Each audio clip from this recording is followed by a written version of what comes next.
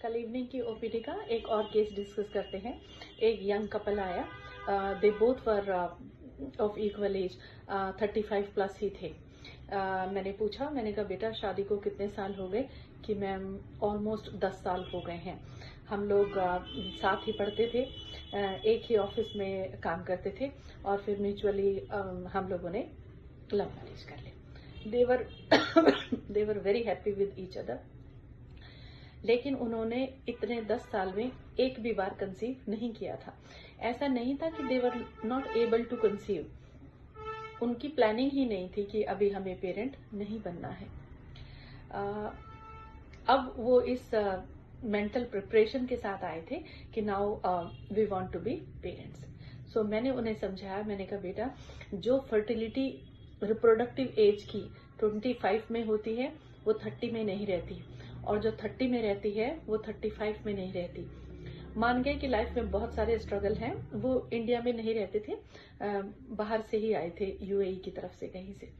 सो मैंने उनको समझाया, मैंने कहा बेटा फर्टिलिटी की एक एज होती है, रिप्रोडक्टिव सिस्टम की एक एज होती है। 35 प्लस में फर्टिलिटी की एज वो नहीं रहती है जो आपकी 25 में थी। जो मेल था उसको पाइल्स थे, ब्लीडिंग पाइल्स थे। एंजाइटी का लेवल उसका काफी ज्यादा था, ओवर थिंकिंग भी बहुत थी, लिटरली मतलब ऑलमोस्ट डिप्रेशन टाइप ही था, क्योंकि वर्कलोड इतना ज्यादा है बच्चों के ऊपर, उनके वर्किंग आवर्स इतने ज्यादा है, और फिर थोड़ी सी उनके ऊपर थोड़ी सी फैमिली की वो भी थी कि हमें अपनी फैमिली की जिम्मेदारियां भी पूरी करनी है। तो इसी उसमें वो अपने लिए फैमिली प्लान करने का बिल्कुल सोच ही नहीं पा रहे थे। फिर मैंने उनको काउंसलिंग की, मैंने उनको बहुत समझाया, बताया। मैंने कहा देखो अब एज निकलती चली जा रही है, अब हमें जल्दी ही प्लान करना पड़ेगा, क्योंकि रिप्रोडक्टिव एज धीरे धीरे फिर कम होती चली जाती है। फर्टिलिटी का रेट वो नहीं रहता है जो 25 और 30 तक रहता है।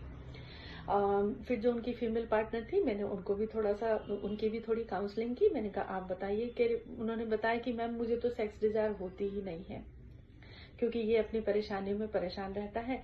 सो मुझे तो मतलब लैक ऑफ डिजायर हो ही गई है। सो आप मुझे उसके लिए भी ट्रीटमेंट दें। मैंने दोनों का ट्रीटमेंट शुरू किया, उनको ब्लीडिंग पाइल्स के लिए भी ट्रीटमेंट दिया। होपफुली वो ठीक हो जाएंगे, क्योंकि वो एक क्रॉनिक कॉन्स्टिपेशन का ही नतीजा था, कुछ ओवर थिंकिंग का, क्योंकि बच्चों की नींद पूरी नहीं होती है, खाने पीने का कोई टाइम नहीं है, सोने का कोई टाइम नहीं है, and they were so overburden, ऐसे जैसे पता नहीं कितना सोच लेते हैं एक ही बार में। तो मैंने बहुत ही प्यार से उनकी काउंसलिंग भी की और उनको समझाया भी। मैंने कहा बेटा प्रॉब्लम ऐसी कोई नहीं है जिसका हल ना हो, हर प्रॉब्लम का हल निकल आता है जब हम निकालने पर आते हैं। कॉन्स्टिपेशन को ठीक करेंगे, डाइजेशन के प्रोसेस को ठीक करेंगे, लिवर की फंक्शनिंग को ठीक करेंगे, और साथ साथ आपके पाइल्स भी ठीक हो जाएंगे, और जल्दी ही ठीक हो जाएंगे। हमने उनको ऑइंटमेंट भी दिया, खाने के लिए लगाने के लिए मेडिसिन भी दी, 6 बात भी बताए, परहेज भी बताया, डाइट भी बताई, सभी तरह से। सो दे वर वेरी हैप्पी।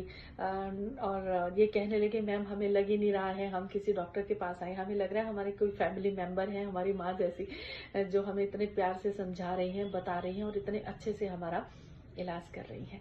सो बच्चों को इसी बात का ध्यान रखना है कि सब कुछ चलता रहेगा। देखो लाइफ का स्ट्रगल भी चलता रहेगा, जॉब्स भी चलती रहेंगी, लेकिन उसके साथ साथ एज भी निकलती जा रही है। अगर हम फैमिली प्लान कर रहे हैं, अगर हमारी शादियां हमने टाइम से कर ली हैं, तो हमें चाहिए कि टाइम से ही कंसीव कर लें। भले ही आप एक बच्चे के लिए विलिंग हो, आप एक के लिए प्लान कर लीजिए। अगर कोई प्रॉब्लम है तो डॉक्टर्स के साथ कंसल्ट कीजिए, हर प्रॉब्लम का हल निकल आएगा। बगैर बताए, आप चाहें कि बगैर बताए ही सब कुछ हो जाएगा, तो ऐसा नहीं हो पाएगा। और ना ही ऐसा होगा कि आप पिछले 10 साल से प्रिकॉशंस ले रहे हैं और जैसे ही आप प्रिकॉशंस लेना छोड़ेंगे और आप कंसीव कर जाएंगे, ऐसा बिल्कुल जरूरी नहीं है। जब आप प्लानिंग करना शुरू करते हैं उसके बाद भी बहुत बहुत टाइम लग जाता है बच्चों को कंसीव करने में। तो इसलिए टाइम से अपनी फर्टिलिटी का ध्यान रखते हुए टाइम से प्लानिंग करें कंसीव करने की। बहुत बहुत टाइम इस बात में ना निकालें कि हम जब चाहे तब कंसीव कर लेंगे। जितनी एज बढ़ेगी उतनी ही कॉम्प्लिकेशंस बढ़ेंगी।